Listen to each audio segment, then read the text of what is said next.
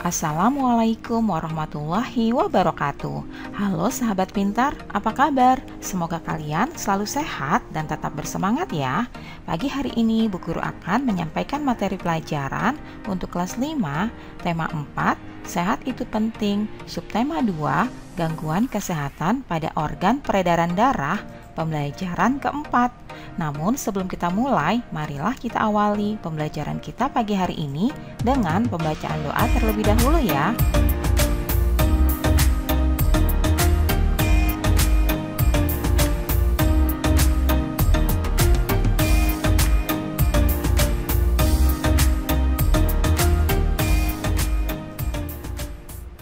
Pemilihan ketua RW di Dusun Dayu telah selesai. Ketua RW yang terpilih adalah Bapak Bakri Widodo. Pak Bakri Widodo akan menjabat sebagai ketua RW selama 3 tahun. Beliau boleh mencalonkan kembali sebagai ketua RW setelah selesai masa jabatan. Tahukah kamu mengenai tata cara pemilihan ketua RW? Simak penjelasannya berikut ini ya. Tata cara pemilihan ketua RW. Tata cara pemilihan ketua RW diatur dalam peraturan daerah. Peraturan tersebut dapat berbeda untuk setiap daerah di Indonesia. Berikut penjelasan mengenai tata cara pemilihan ketua RW. Yang pertama yaitu pembentukan panitia pemilihan ketua RW. Kepengurusan panitia ini harus disetujui oleh kepala desa setempat. Berikut merupakan tugas panitia pemilihan ketua RW. Yang pertama, menyeleksi calon ketua RW. Yang kedua, menetapkan calon ketua RW yang memenuhi persyaratan. Yang ketiga, menentukan daftar pemilih. Yang keempat, menyusun tata tertib pemilihan ketua RW. Dan yang kelima, menyelenggarakan pemilihan. Berikutnya, yang kedua, dilakukan pendaftaran calon ketua RW kepada panitia dan penetapan calon ketua RW. Calon ketua RW harus mendaftarkan diri kepada panitia. Setelah pendaftaran selesai, panitia akan menyeleksi calon ketua RW dan menetapkan calon ketua RW yang akan maju dalam pemilihan. Yang ketiga, penyelenggaraan pemilihan ketua RW. Pemilihan ketua RW diselenggarakan oleh panitia. Pemilihan tersebut harus berasaskan luber jurdil, artinya langsung, umum, bebas, rahasia, jujur, dan adil. Ketua RW dipilih oleh warga masyarakat yang telah memenuhi syarat, yaitu telah berumur 17 tahun atau sudah menikah. Kemudian yang keempat, pelantikan ketua RW baru. Setelah pemilihan selesai dan memperoleh hasil, maka ketua RW akan dilantik oleh kepala desa setempat. Nah, anak-anak, itulah tata cara pemilihan ketua RW ya. Anak-anak, pada masyarakat Indonesia, pengambilan keputusan bersama dilakukan melalui musyawarah. Musyawarah tersebut bertujuan untuk mencapai mufakat.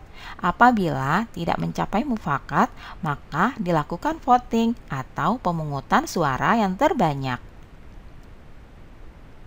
Pengambilan keputusan bersama dilakukan untuk memecahkan masalah dalam masyarakat. Misalnya sebagai berikut. Yang pertama, pemilihan ketua RT atau RW. Yang kedua, menentukan jadwal siskamling. Dan contoh yang ketiga, menentukan jadwal gotong royong.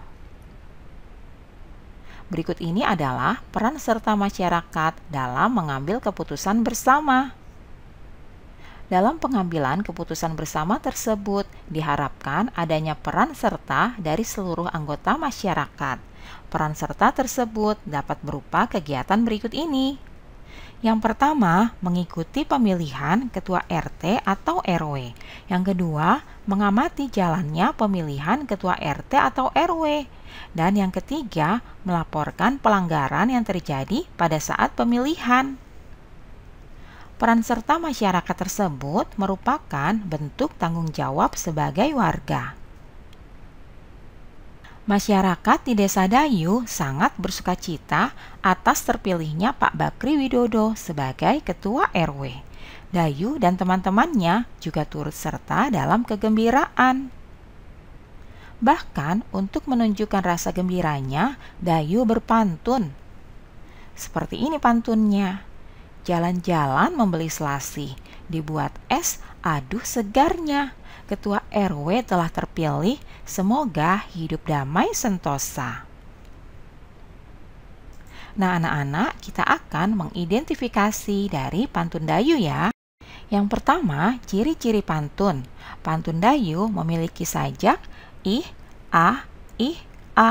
Kemudian, jumlah suku kata pada baris pertama sampai keempat secara berturut-turut adalah 10, 9, 10, dan 10 suku kata.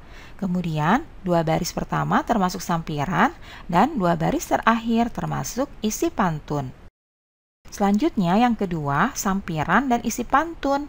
Yang merupakan sampiran adalah baris pertama dan kedua ya, yaitu jalan-jalan membeli selasi, dibuat es, aduh segarnya. Nah, itu adalah sampiran. Kemudian yang merupakan isi adalah baris ketiga dan keempat, yaitu Ketua RW telah terpilih, semoga hidup damai sentosa. Itulah sampiran dan isi dari pantun Dayu ya. Selanjutnya yang ketiga adalah amanat. Amanat dari pantun Dayu yaitu seseorang yang terpilih menjadi ketua RW memiliki tanggung jawab yang besar. Seorang ketua RW menjadi harapan bagi warganya untuk bisa mewujudkan kehidupan masyarakat yang damai dan sentosa. Itulah identifikasi dari pantun Dayu ya anak-anak. Program kerja pertama Pak Bakri Widodo adalah mengadakan jalan sehat bagi warganya. Jalan sehat tersebut diadakan pada hari Minggu agar dapat diikuti oleh seluruh warga masyarakat. Rencananya, jalan sehat akan dilakukan mengelilingi desa dengan menempuh jarak 6 km. Kegiatan jalan sehat berjalan dengan lancar. Warga masyarakat berjalan dengan santai sambil menikmati pemandangan alam serta mengobrol dengan warga lain. Sesampainya di garis finish, warga akan dihibur dengan kesenian daerah sambil menikmati makanan yang telah disediakan. Kegiatan jalan sehat merupakan contoh interaksi manusia dengan lingkungan, baik lingkungan alam maupun lingkungan sosial. Interaksi manusia dengan lingkungan memengaruhi pembangunan sosial budaya. Selain itu, upaya pembangunan di bidang sosial budaya dapat dilakukan melalui pendidikan, baik pendidikan formal maupun informal. Melalui pendidikan, maka akan tercapai kesejahteraan masyarakat. Berikut contoh aktivitas masyarakat dalam upaya pembangunan sosial budaya. Yang pertama, mengikuti wajib belajar 9 tahun yang telah dicanangkan oleh pemerintah. Yang kedua, mengikuti pelatihan keterampilan seperti menjahit, membatik, dan membuat karya kerajinan lainnya. Dan yang ketiga, turut serta dalam organisasi masyarakat. Berikut ini merupakan contoh aktivitas yang dilakukan masyarakat dalam upaya pembangunan sosial budaya, yaitu gotong royong membersihkan lingkungan, mengambil jalan musyawarah mufakat untuk menyelesaikan suatu masalah, menjaga kerukunan antar warga masyarakat, bersikap ramah antar warga masyarakat, melestarikan budaya daerah, dan saling tolong-menolong antar warga masyarakat. Itulah contoh aktivitas yang dapat dilakukan masyarakat dalam upaya pembangunan sosial budaya. Anak-anak, berikut ini adalah pengaruh aktivitas yang mereka lakukan terhadap pembangunan sosial dan budaya di Indonesia. Aktivitas yang mereka lakukan dapat memperkuat persatuan dan kesatuan Indonesia. Selain itu, Indonesia tidak akan kehilangan jati diri karena masyarakatnya selalu mempertahankan sosial budaya luhur Indonesia. Selanjutnya, berikut ini peran siswa dalam upaya pembangunan sosial budaya. Di antaranya, selalu bersikap sopan santun dimanapun, menyapa orang lain ketika bertemu, ikut serta dalam kegiatan membersihkan lingkungan, menolong orang yang kesulitan, dan melestarikan budaya daerah. Itulah peran siswa dalam upaya pembangunan sosial budaya. Demikianlah pembelajaran kita hari ini anak-anak. Semoga bermanfaat ya untuk kalian semuanya. Sampai jumpa lagi pada video pembelajaran selanjutnya. Salam sehat dan tetap semangat. Wassalamualaikum warahmatullahi wabarakatuh.